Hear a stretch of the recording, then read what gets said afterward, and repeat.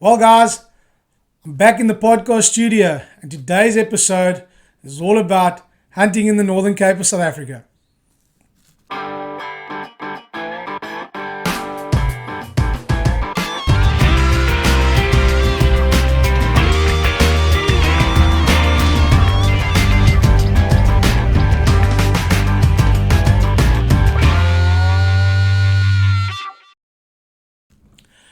Well, guys, I'm here and I'm here to share all the great stories and memories that I have made with family and friends hunting in the Northern Cape of South Africa.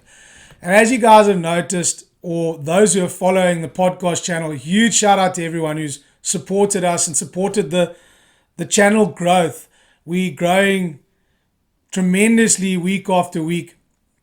And I apologize for the not having an episode up this past week because we've had some technical difficulties, laptop not doing what it needs to do, and then we had a storm this week and it had taken out our internet tower. So that's been out. Not too sure how long it's going to take to put it all together, but hopefully by the time I drop this, it should be all back and fixed. So again, if you are enjoying these guys, please hit the like and subscribe button and the notification bell down at the bottom there and help the channel grow on YouTube, Facebook, listen to me, on Apple Podcast and on Spotify. If you want to find out more about African Brother Safari, you can look us up on our social media handles, which is on Instagram and on Facebook. But let's get back to the story. So guys, I've shared a bit about hunting. I don't know if I've actually shared about hunting in the Northern Cape with my family, but I did share a bit in in previous Stalking Shadow episodes about my buddy Alex.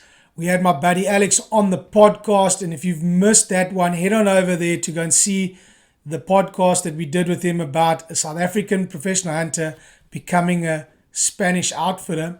And then most recently, we had my brother and his brother-in-law, where the South Africans speak out on their podcast about hunting industry and how it has changed.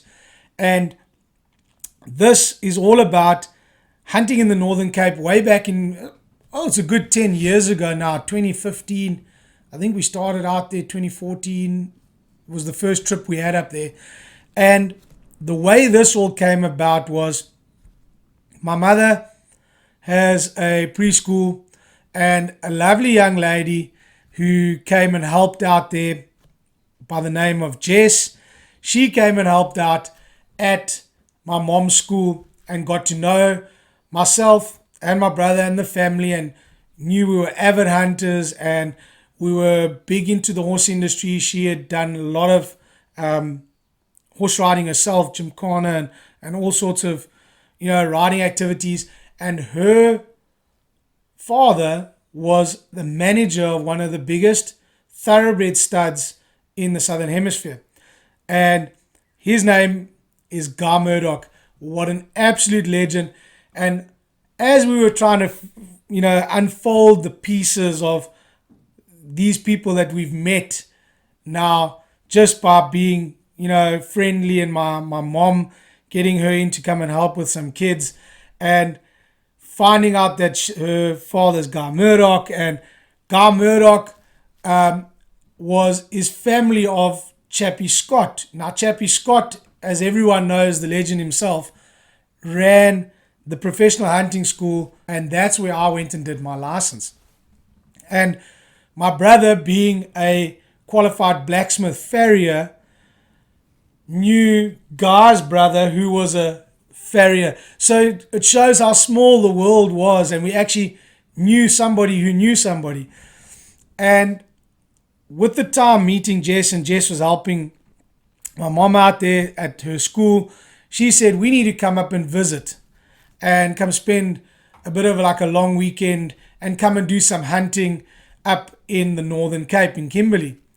So we planned all this and put it all together, and my brother and I, sneakily behind my dad's back, said, well, my dad has always wanted to hunt a gemsbuck. You guys call them Gemsbuck or Oryx. And he was turning 60. And for his 60th birthday, we wanted to take him hunting to hunt a Gemsbuck. We were trying to plan up trips to go to Namibia. Those never planned out. And this was the perfect opportunity to go and shoot a Gemsbuck. I'd never shot one personally myself. My brother had never shot one personally. And we took a trip up and we left. I left midday. I met up with my folks. They hopped in the vehicle with me and we went up. And my brother and his wife were coming from Port Elizabeth. So somewhere along the line, the GPS took them in the wrong direction. I won't forget. I'm busy trying to explain how to get there over the phone. My brother ended up doing a massive loop, nearly ending up in Bloemfontein, and made his way all the way back. But they rocked up there at like early hours of the morning, and we were waking up as early to start hunting the next morning. So he had a roller coaster of a whirlwind getting there, but he got there eventually, and we got all ready for the next morning to head out and go hunting.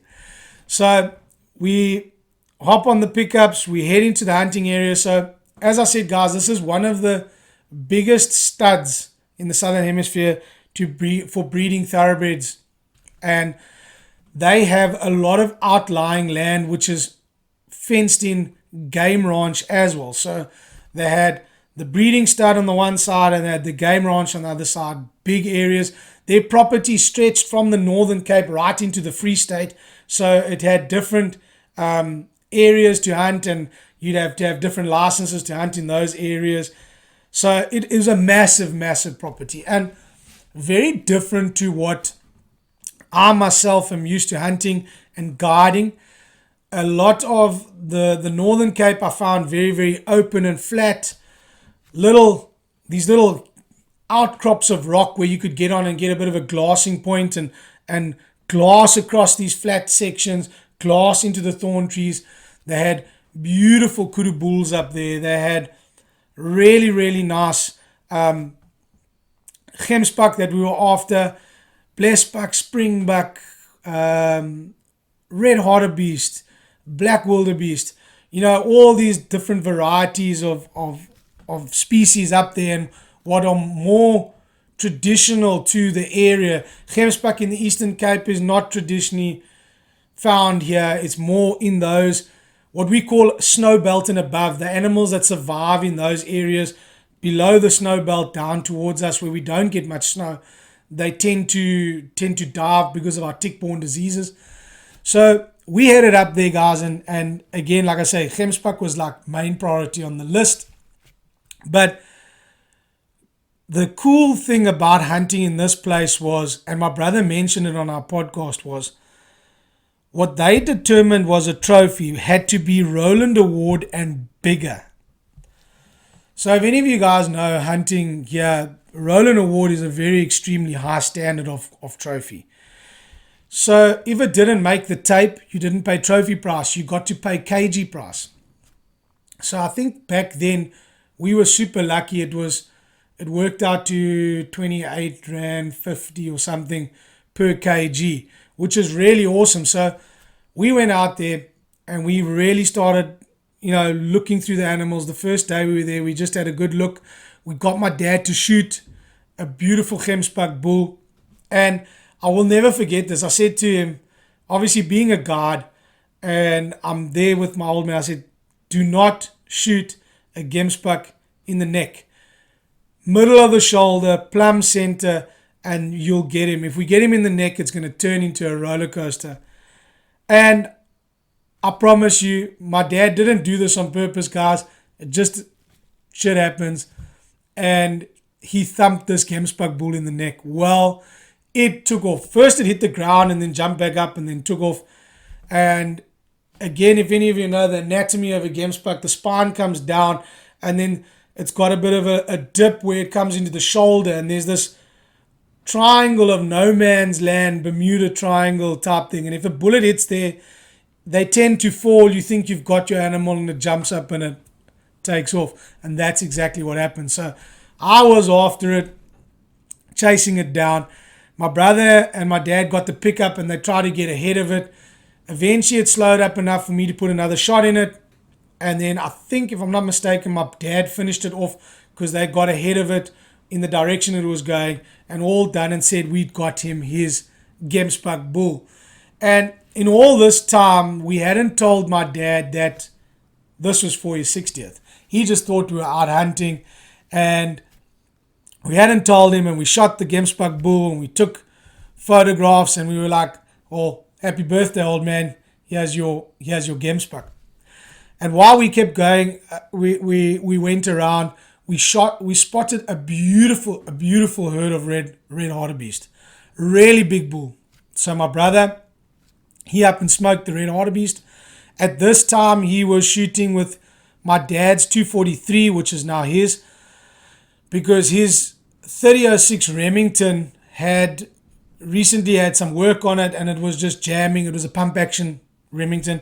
It was jamming, so he couldn't use that, and he decided to shoot with the 243 that he is happy to shoot with and confident to shoot with. So he shot a beautiful red hartebeest bull. And with that, my dad decided to take a red hartebeest as well, and he shot himself a red hartebeest bull. So we were having a great trip.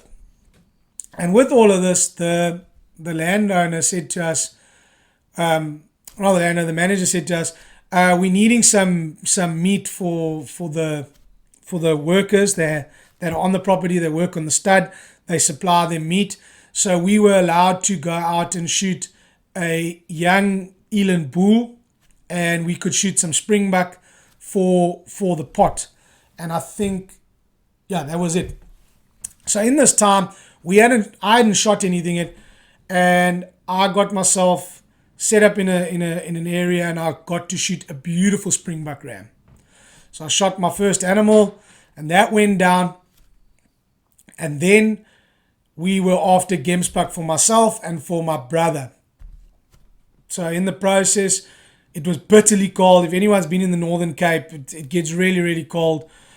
And I shot a beautiful black wildebeest now. So I had 2 animals, and my brother, late afternoon, had shot another old springbuck, man, really bloomed off horns, perfect for the pot for the guys. So now we were after our Gemsbuck. So that morning we had no luck. That afternoon, my brother and I told the guy who was going around with us just to drop us here. We're going to walk to those hills and then look for the Gemsbuck. That's where we'd last seen them. And then we'll work our way through those hills. And the guy looked at us and thought, are these 2 fools absolutely mad? They're going to walk from here. Guys, my brother and I started walking, and we started walking from the hunting lodge, and we just kept walking. And the more we walked, these hills didn't get any closer. And we kept looking back, but the house kept getting further, and we were going, holy smokes. We had completely misjudged the distance that there was between the hunting lodge, the little hunting cabin that they had, to these hills.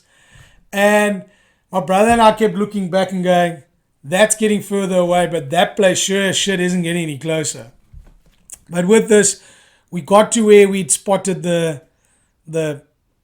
Gemsbuck, and we eventually found them. And we set up on a Gemsbuck bull, and my brother lined a Gemsbuck up, and he shot this beautiful thick horn bull. Wasn't it very long, but a thick, heavy mashed bull. And he folded on himself like an absolute suitcase and just disappeared. Man, and we couldn't find this bull. There was an outcrop of rocks. We climbed on top of the outcrop of rocks. We looked for this bull. Man, we couldn't find it. We spotted the herd coming out in the distance, and they'd settled out in this beautiful, flat, open grassland. And we just left them there, and we looked, and we radioed my dad, and we radioed the tracker that was with them. They came there, and you're walking in this tall grass, guys. It's knee-high and waist-high. It's very difficult to track in, because unless the animal crosses a road, you can't follow a track. You need blood. And we couldn't find it. And my brother, I knew he'd hit it. He knew he'd hit it. But we spent a few hours looking at these bulls, and looking for this wounded bull, and we couldn't.